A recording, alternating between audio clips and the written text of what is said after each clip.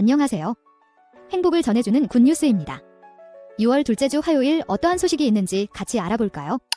첫 번째 소식은 최근 온라인 커뮤니티에 200만원 사기를 당했다가 남친에게 따뜻한 위로를 받았다는 여성 A씨의 사연이 화제가 되고 있습니다.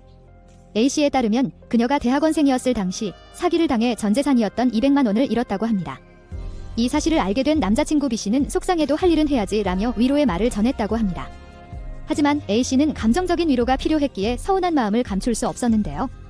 그런데 그때 B씨가 A씨에게 200만원을 송금해 주었다고 합니다. B씨는 이 200만원은 내가 사기당한 그 돈인 거다. 이제 너한테는 아무 일도 없었던 거고 내가 사기당해서 내가 200만원을 잃었다고 생각하겠다며 A씨에게 말했다고 합니다.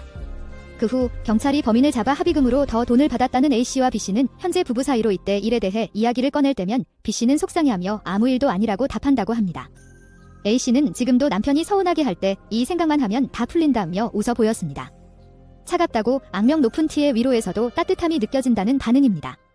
두 번째 소식은 지난 11일 열린 월드컵 예선 한국과 중국 경기의 캡틴 손흥민에 관련된 소식입니다. 손흥민의 화려한 드리블이 영국 매체의 주목을 받고 있다고 합니다. 영국 스포츠 바이블은 손흥민이 중국 수비수들을 농락하는 장면을 담은 영상을 공개했는데 이 영상이 무려 300만 회 이상의 조회수를 기록했습니다. 손흥민은 월드컵 아시아 지역 2차 예선 경기에서 매우 뛰어난 활약을 펼쳤습니다. 전반 7분과 19분의 드리블로 중국 수비수들을 무력화시키는 장면이 나왔고 후반에도 계속해서 중국팀을 위협했습니다.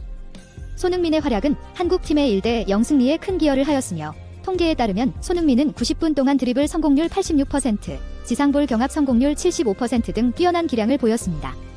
영국 매체는 손흥민의 드리블에 놀라움을 표했고 팬들도 코리아 호날두, 그는 과소평가됐다 등 극찬을 보냈다고 합니다. 300만 회 이상의 조회수를 기록한 중국 선수를 가볍게 제친 이 영상은 손흥민의 인기를 보여주는 증거라고 할 수 있습니다.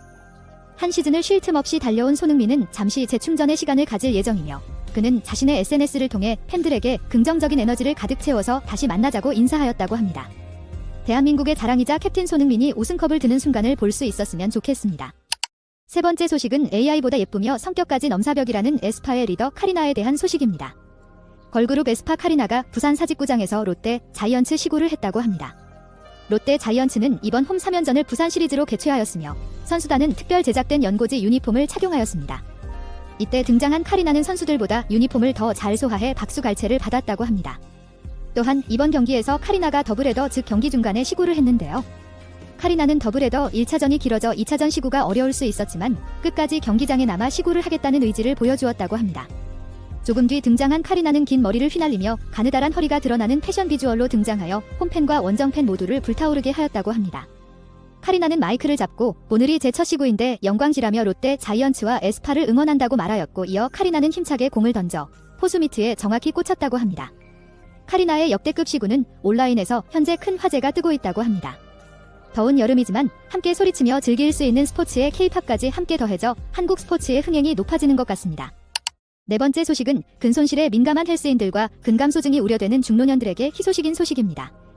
국립생물자원관과 김승영 선문대 교수 연구팀은 지난 10일 송편버섯 균사체 배양액이 근육세포가 죽는 것을 막고 세포의 증식을 촉진하는 역할을 하는 것을 확인했다고 밝혔습니다. 연구진들의 실험에서 송편버섯 배양액은 세포의 죽음을 부추기는 카스파아 제3과 카스파아 제9 단백질을 95% 감소시키고 사멸을 억제하는 BCL2 단백질을 2배 이상 증가시켰다고 합니다. 이에 연구진들은 지난달 24일 관련 특허를 출원했습니다. 송편버섯은 생김새가 송편과 비슷해 붙여진 이름으로 버섯대가 없고 흰색, 황토색, 황갈색 등을 띠며 벨벳처럼 부드러운 표면을 갖는 것이 특징입니다.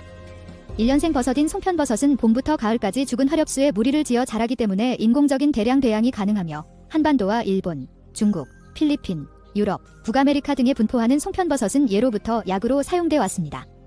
근손실이 우려되는 중 노년과 헬스인들에게 송편버섯 균사체 배양액이 새로운 희망이 될 수 있으며 뛰어난 연구진들의 노력으로 근육 건강에 도움을 줄 수 있는 천연 소재가 발견된 것입니다.